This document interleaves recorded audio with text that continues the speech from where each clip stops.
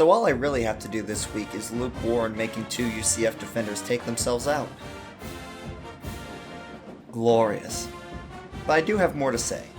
We may not have ended the win streak, but there are several other streaks we did end. We ended their 19-game in-conference win streak, their 31-game streak of scoring 30 or more per game, and knocked them out of the poll for the first time since Week 6 of 2017.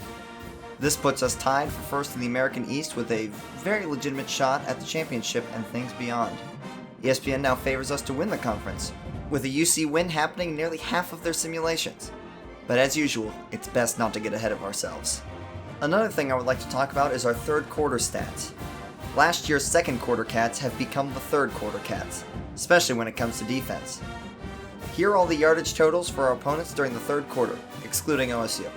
These 17 drives have resulted in a total of 10 third quarter points.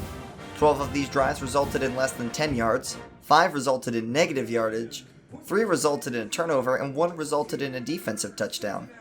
These drives have an average yardage of less than 9 yards. Hopefully we can continue to put up these types of numbers throughout the season.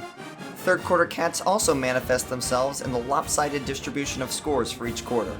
The OSU loss may still be throwing things off, but a clear pattern is developing. Meanwhile, this week marks our return to the polls and our first ranking of the season. Up next, we have Fickell's first showdown with Houston.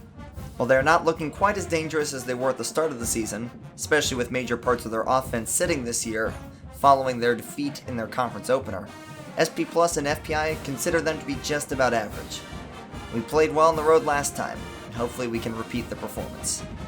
FPI does not think as highly of our opponents as SP Plus, but both seem to indicate that after this week we won't need to be too afraid until at least Temple. Regardless, if we win all the games we're favored in, we'll go to the championship despite a possible loss to Memphis at the end. Meanwhile, the situation in the West is much more interesting. 2 of those teams are ranked and even more competitive.